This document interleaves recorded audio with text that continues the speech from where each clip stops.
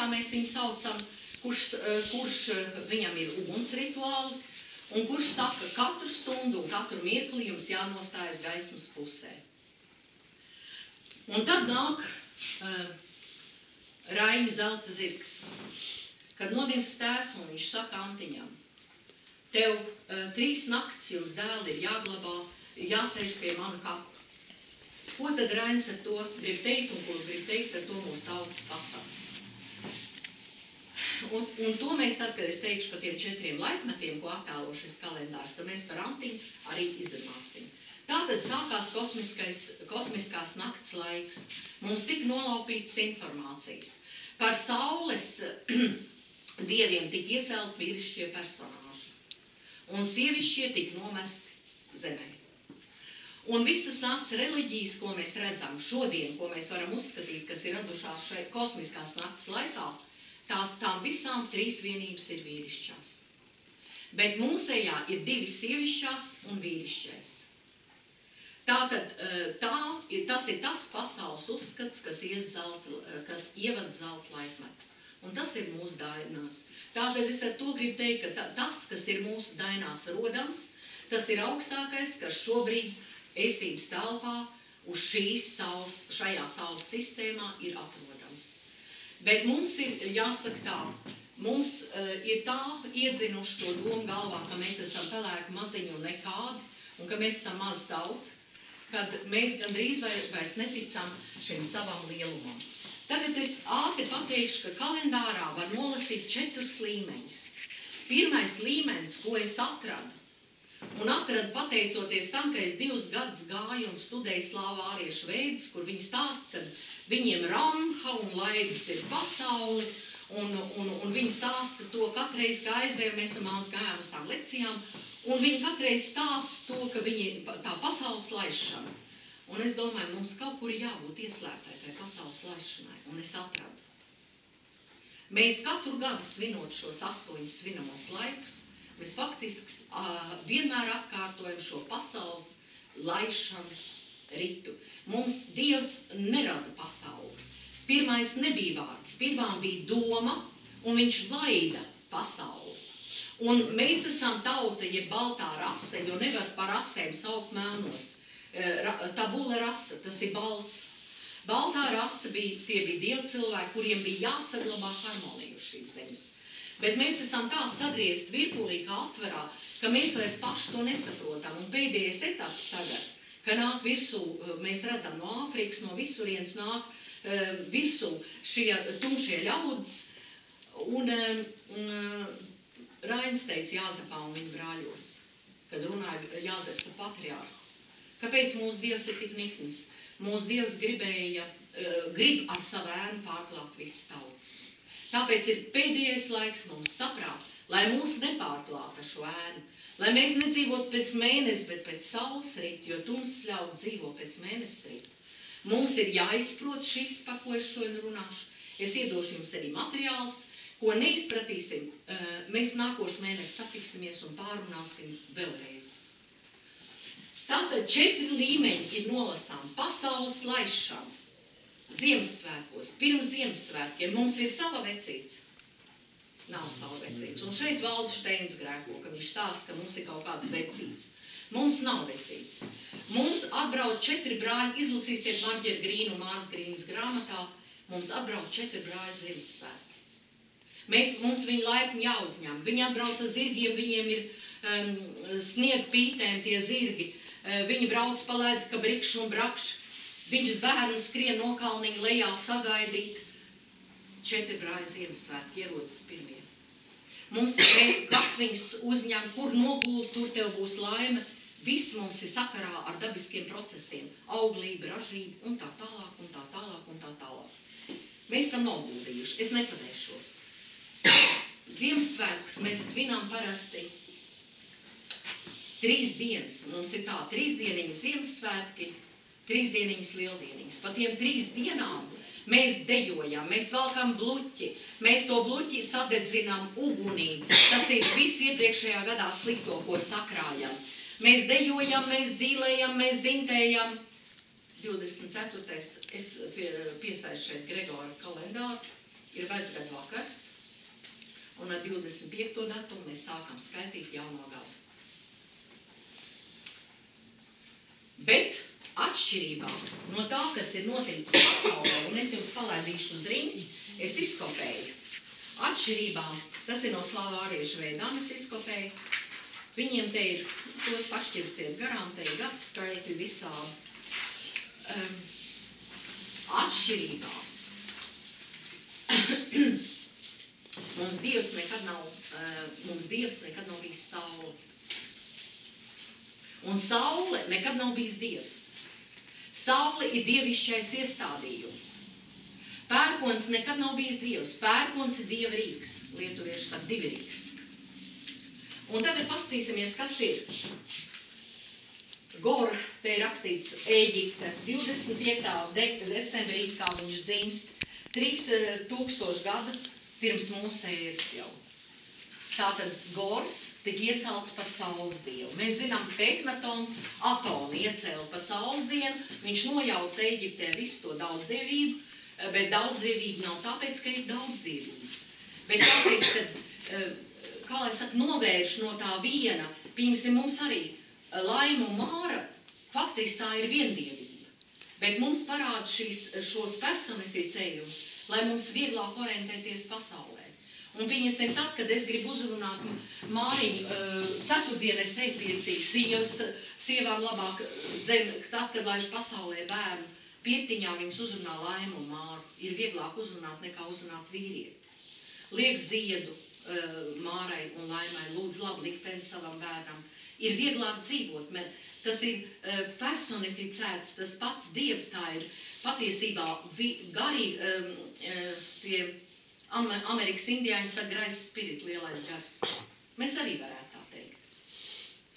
Bet viņš nerāda pasauli, viņš laiž pasauli. Tā ir atšķirība no Bībeles. Tas, kas rada pasauli, tas neierāds Dievu laidumu un mēģina viņu apgriezt kājām gaisā. Lūk, tā ir ļoti liela atšķirība. Bet tas, kas ir mums dainās, tas laiž pasauli. Un tā paskatīsimies arī uz sievieti. Viņa nerada. Viņa izaudzē un atverās vārti, un viņa laiž pasaulē bērnu. Tieši tāpat, kā ir laista mūsu pasaule. Tātad viņa nav šī pasaule, viņa ir par tik ideāli, ja mēs arī skatāmies dzīvnieku pasaulē, un viņa tik fantastiski ideāli, un tikai cilvēks ar savu darbību, savu radošo darbību, viņš viņu padarīs reizēm neizprotam, reizēm izkropļojas zemes mātes vaigu, un viss tikums, viss morāli, es nerunāšu nemaz tādu par homoseksuālismu, visām muļķībām, kādas pasaulē neeksistē. Ja? Šeit es jums parādīšu, jūs arī varat. Dionīs, Grieķija, 500 līdz mūsu Jēzus, 4 gads tātad līdz mūsu ērai. Nu, bet te viņi raksta 4 gadsimtus, tur ir mazliet savādāk, ja? Bet pirmie jau, kas sāka, kur nāca izkropļojums, daudz senāk. Frīgija, 1200 gadu atpakaļ. Vīrietis iecelts Dievu kārtā, ja? Es palaidīšu apkārt, jūs varēsiet pastīties. 3000 gadu atpakaļ un tā tālāk.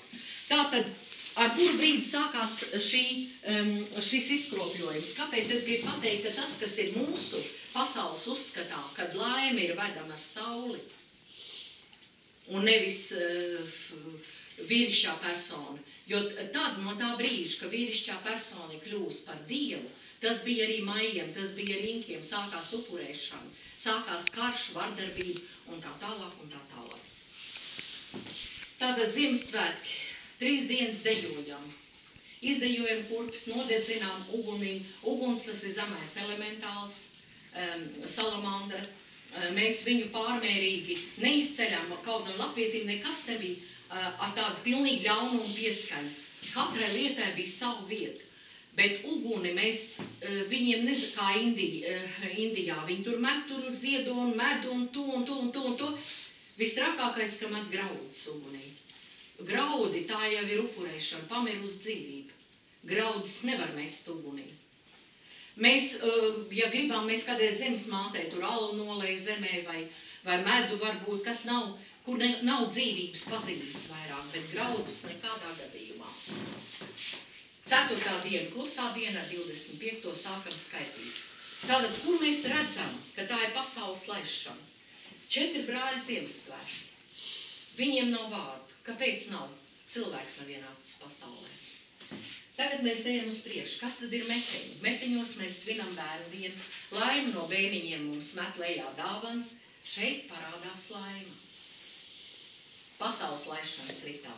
Kāpēc? Tāpēc, kamēr cilvēks nav ienācis pasaulē, nav vajadzīgs cēloņu un seku likums. Daba ir ideāla. Dzīvnieks paņem tik daudz tikai, lai apēstu. Viņam nav leduskapis, kur ielikt. Kurš izķēmo pasaules vaigu? Tas tomēr ir bijis un būs, kāpēc mums vienmēr pie cikla apkārtojās, tikai un vienīgi šis domājošais cilvēks. Jo viņš, atkāpjoties no Dieva laistās pasaules kārtības, viņš atkāpjoties, tā kā mēs esam atkāpušies no savām tautsdziesmām, un ejam svešas tautas tikumu mērauklā, mēs vairs neesam tie, par kuriem var teikt augstas garīgās apziņas cilvēki. Mums pie tā vēl tikai būs jārunā. Tātad meteņos ienāk cilvēks pasaulē. Lieldienas mums saka, lieldienās krustabas Dievam. Tie kāds šūpojās, tas gan simbolizē to, ka tiek Dievam krustabas, gan arī to, ka mēs šeit ir vienā garuma diena un nakts. Šeit mēs palīdzam saulītei kāpt augšā.